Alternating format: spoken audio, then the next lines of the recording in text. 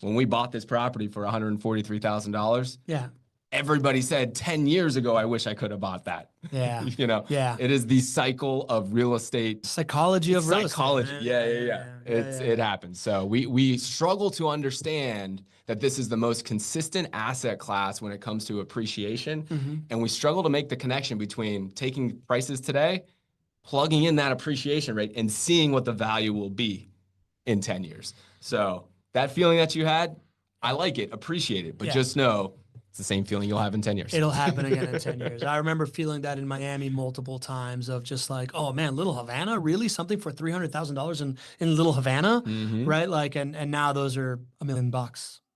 If somebody was to say, hey, cool, you did this 10 years ago. That's great looking in the past. What does it look like today? I'm talking about my money today. Let's talk about that right now. This is in real time. You know, we're going to be doing this show 10 years from now. We're going to look back. We can reference this show in real time. I'm telling you, this is how it's going to play out if you are to purchase a JWB rental property. This is one that is currently available here on 31st Street.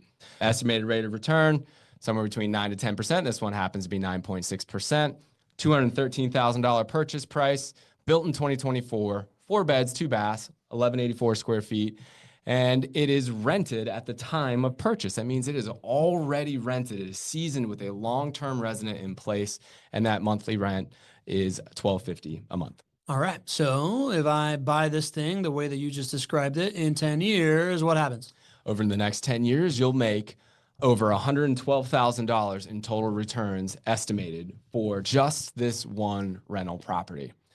And here's where we can get a little bit closer to like understanding initial investment because we're talking about you making this decision today as a client.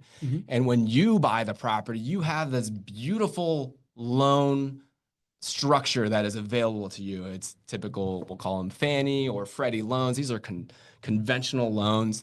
You don't have to deal with all the stuff that I have to deal with, right? It is served up on a silver platter for you. And so your initial investment on this one, including your down payment and your closing costs, is estimated to be $78,469. Your portfolio should grow over $112,000 over the next 10 years, leaving you with a portfolio value of $191,000 estimated. You know what we forgot to do in the beginning? Now that we're getting into numbers here? What's up? Forgot to give the disclaimer. All of these numbers that I share with you are estimates. I am not a financial advisor, and neither is this guy. He just looks so good over here doing what he does. I just sound really smart. And this is a great time. If you guys haven't reached out and you want a copy of these slides, you guys can have them all. All the assumptions are there at the bottom. You can just text our team 904-293-0341. But guys, do your own due diligence. I'm here to help, but let this be the beginning of your due diligence and surround yourself with those that you trust when making a decision.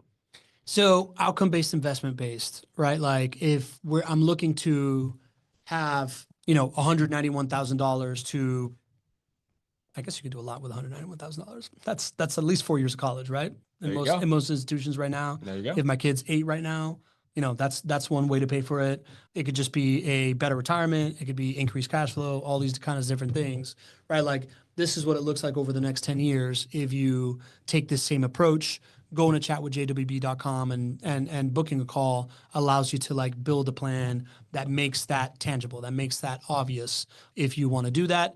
And again, as always, we like to show the Pac-Man because it's 5 profit centers. And again, as usual, home price appreciation is the Pac-Man. Everything else is the mouth of the Pac-Man. This is why when people obsess over cash flow markets and they just absolutely need it to reach some kind of like level of cash flow, but they're not looking at the home price appreciation of that market and they're not factoring that piece in, they're missing out on this, right? Like you were just showing me something about somebody in Detroit that left a testimonial saying that they're trying to like sell all their properties in Detroit and get into Jacksonville because Detroit's got all this cash flow, but it's not reaching their goals. They want to come to Jacksonville where they have a growth market. That's exactly right. Have you ever heard the adage like, is it? Tripping over dollars to pick up pennies? There you go. It's like we're one mind. Gosh, it's like we've been doing this for 5 years. That's what most rental property investors do. They, split hairs over $10 a month of extra cash flow here and there and whatnot, and they're missing the biggest part of the pie. And the biggest part of the pie is home price appreciation. And the way that you get to successful home price appreciation is you choose the right team so that you are excited to stay in for a full market cycle, and you choose the right market. Yep. And then you wind up with a pie that looks like this. Love it.